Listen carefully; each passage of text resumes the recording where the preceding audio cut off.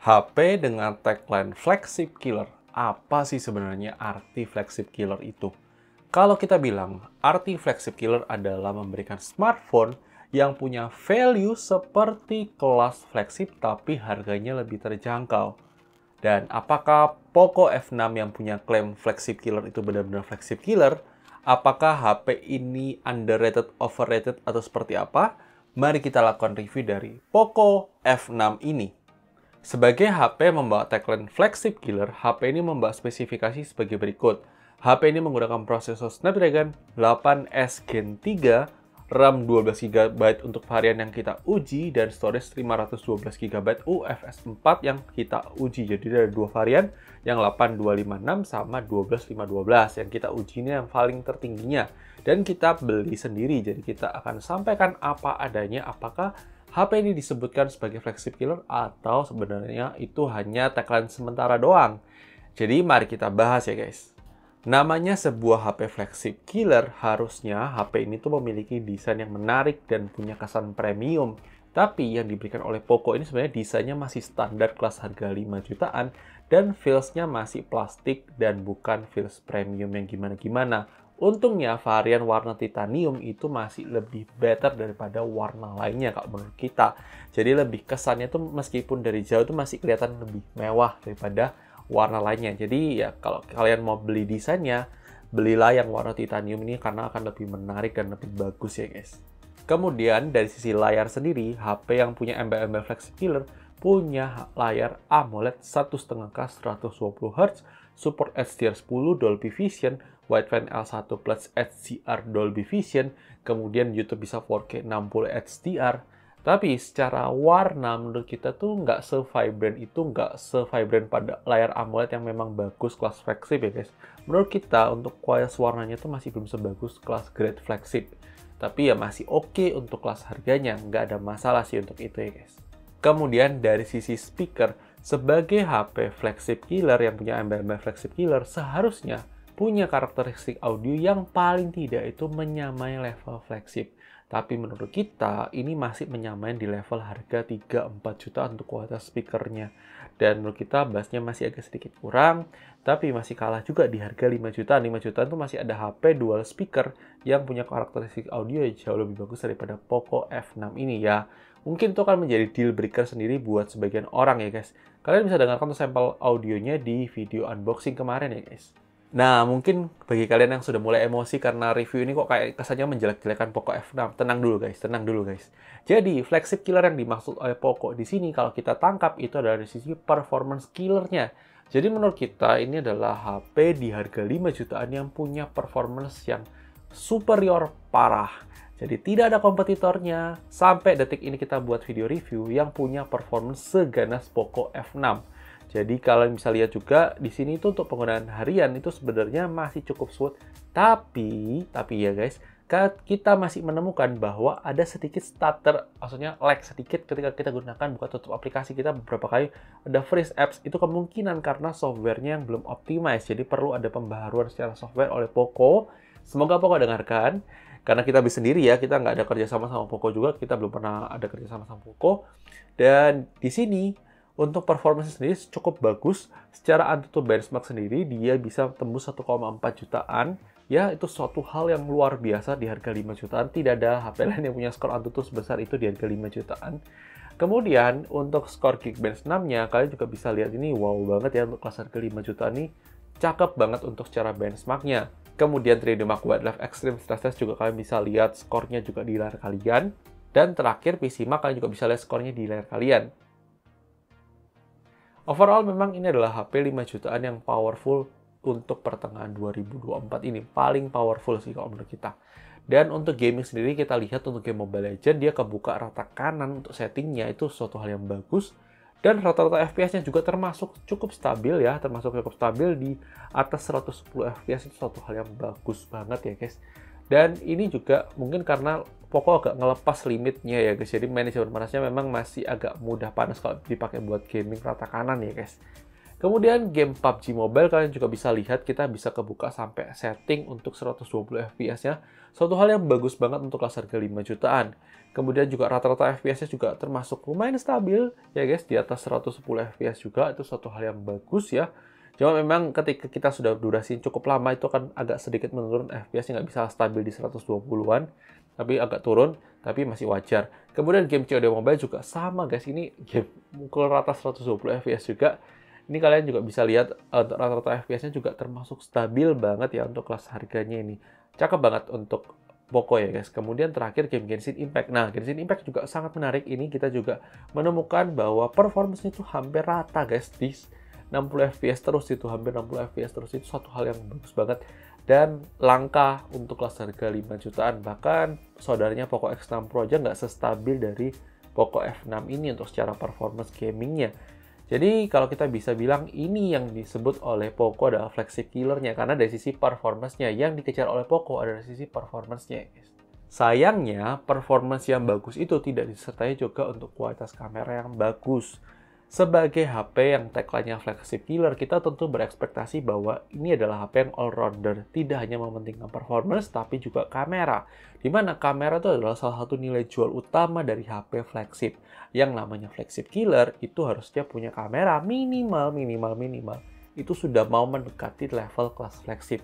Tapi untuk hasil sampel foto dan videonya, sebenarnya selama cahayanya masih cukup, itu masih termasuk oke. Ini kalian sambil lihat untuk sampel foto-foto dia guys.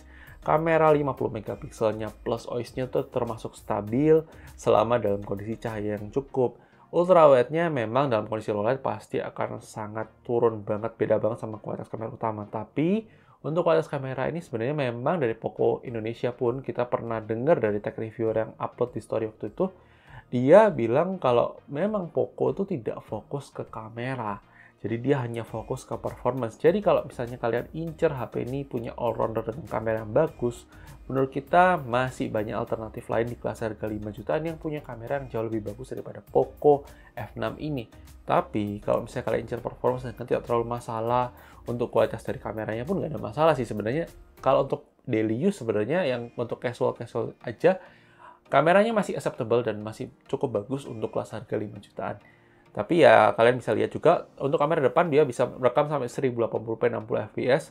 Kalau kamera belakang untuk kamera utama bisa 4K. Kalau kamera ultrawide maksimal 1080p 30 fps. Ya itu perlu kalian tahu. Kalian bisa lihat untuk sampel videonya setelah ini guys.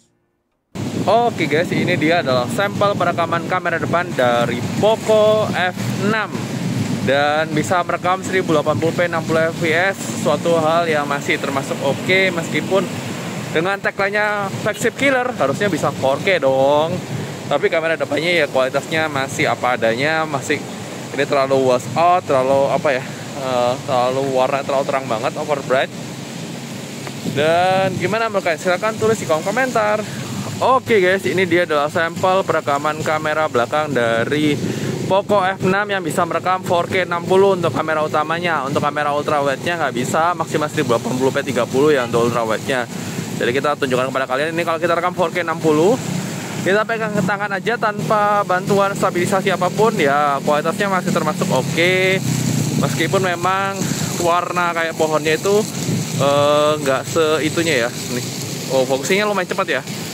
Dan di sini untuk warnanya nggak segelap itu harusnya. Jadi memang ini kayaknya ada perlu update software untuk perbaikan kamera, tapi ya silahkan tulis di kolom komentar ya guys. Oke, ini adalah sampel perekaman kamera ultrawide-nya. Kalau kita gunakan buat perekaman video, kurang lebih seperti ini. Untuk sebenarnya kamera ultrawide ini menarik ya, dia sama sensornya sama kayak Realme GT6 ya. Untuk kualitasnya masih termasuk bagus selama dalam kondisi cahaya yang sangat terang, sangat baik, sangat oke. Dan gimana mau guys? Silahkan tulis di kolom komentar ya guys. Oke guys, ini dia adalah sampel perekaman kamera depan dari Poco F6 kalau kita gunakan dalam kondisi low light ya. Dan ini kita rekam di 1080p 30 fps karena kalau 1080p 60 fps lebih gelap lagi. Jadi ya kita mau tunjukkan kepada kalian untuk kualitas gambarnya kurang lebih seperti ini. Masih ada noise ya, masih wajar untuk kelas harga 5 juta ini sudah termasuk bagus ya. Tapi gimana bro Kain? Apakah HP Poco F6 kalau dalam kondisi low light untuk perekaman video ini sesuai ekspektasi kalian? Silahkan tulis di kolom komentar. Oke guys, ini dia adalah sampel perekaman kamera belakang dari Poco F6 kalau kita gunakan buat perekaman video. Untuk kualitas kamera belakang utamanya ini masih termasuk bagus. Dan kita bisa lihat ini kualitasnya ya masih oke. Tapi memang kalau kalian perhatikan benar-benar itu ada softening beberapa di gambar, terus kayaknya ada sedikit jitter ya, cuma nggak tahu kita sadar nggak sih, kayaknya ada sedikit jitter. Gimana mungkin untuk kualitas kamera belakangnya dari Poco F6 ini, apakah sudah sesuai ekspektasi kalian dan mengisi low light? Silahkan tulis di kolom komentar. Kemudian ini adalah sampel kamera ultrawide-nya ya, memang cukup signifikan ya. Memang ini kamera ultrawide ini kayaknya sekedar lebih tambahan aja supaya ada kamera ultrawide. Jadi memang sensor Sony yang digunakan oleh Poco F6 ini ataupun kamera-kamera yang ultrawide di kelas harga ini tuh sebenarnya masih kurang sih guys. Ada sih beberapa smartphone yang memang punya ultrawide yang lebih bagus, tapi ya ini kondisinya seperti ini. Silahkan tulis di kolom komentar. Kemudian aspek berikutnya dari sisi baterai. Kualitas baterai 5000 mAh-nya menurut kita termasuk cukup boros selama penggunaan harian. Meskipun memang masih bisa dipakai seharian, kita install 2 WA dan WA itu aktif banget, itu masih bisa tembus seharian pemakaian ya guys. Dan menurut kita tuh masih termasuk oke. Cuma memang kalau kita gunakan mode performance-nya itu kan terasa sangat boros. Kalau kita gunakan buat mode normal tanpa mode performance, itu masih termasuk cukup lebih cepat borosnya dibandingkan HP lain yang punya kapasitas 5000 mAh di kelas harga yang sama ya guys. Kemudian dari sisi charging sendiri, HP ini dibekali oleh charger 90 watt yang butuh waktu kurang dari 1 jam untuk full charge. Sesuatu hal yang oke untuk kelas harganya dan termasuk bagus ya guys. Kemudian dari sisi security sendiri, HP ini juga termasuk lengkap, sudah ada on-screen fingerprint dan juga sudah ada face unlock ya guys. Beberapa hal mengenai HP ini yang perlu kalian tahu ketika kalian beli HP ini, dimana yang pertama, HP ini menggunakan slot SIM card, dual SIM card, tanpa microSD slot, juga tidak support eSIM ya guys. Kemudian HP ini sudah support virtual background zoom yang memang wajar karena prosesornya sudah mendukung hal itu ya guys. Kemudian HP sudah punya NFC, sudah punya inframerah, kemudian punya IP rating IP53, sudah support USB OTG, tidak punya aplikasi FM radio, dan tidak punya headphone jack 3,5 mm yang dihilangkan dari Poco F5. Kemudian untuk navigasi Google Maps termasuk aman dan lancar, nggak ada masalah selama penggunaannya ya guys. Kemudian manajemen panasnya termasuk cukup oke, meskipun memang agak di loss, jadi kalau misalnya kalian pakai rata kanan pasti akan terasa lebih mudah menghangat dan kepanas ya guys. Kemudian dari sisi jaminan update software, dia mendapatkan jaminan update 3 kali update OS dan 4 tahun security dari Android 14 atau HyperOS ya guys. Kemudian adanya iklan di HP ini ya memang wajar karena memang HP ini dijual di harga murah, jadi nilainya itu dari iklan yang ditawarkan oleh di HP ini yang ada di aplikasi bawaan dari HP ini ya guys. Kesimpulannya, apakah HP ini adalah flagship killer? Jelas tidak. Tapi apakah HP ini adalah performance killer di kelas harga 5 jutaan? Iya. Jadi kalau misalnya kalian memang incar HP yang punya performance luar biasa di kelas harga 5 jutaan, Poco F6 jawabannya. Tidak ada lawan guys di kelas harga 5 jutaan yang punya performance seperti Poco F6 ini. Tapi kalau kalian cari HP yang termasuk all-rounder, kalian tidak butuh yang performance yang benar-benar kenceng banget. Menurut kita, masih banyak alternatif lain di kelas harga 5 jutaan yang punya performance oke dan bagus, tapi memang nggak sebagus Poco, tapi punya kamera yang jauh lebih bagus daripada Poco, kemudian software yang lebih matang, kemudian dia juga punya fitur-fitur yang lebih lengkap daripada Poco F6 ini. Tapi sekali lagi, ini ada pendapat review gadget, mungkin bisa berbeda dengan pendapat kalian. Tidak masalah, silahkan tulis pendapat di komentar. Dan jangan lupa like video yang kalian suka, disilahkan juga kalau nggak suka, dan sampai ketemu di video selanjutnya. Oke guys, bye-bye!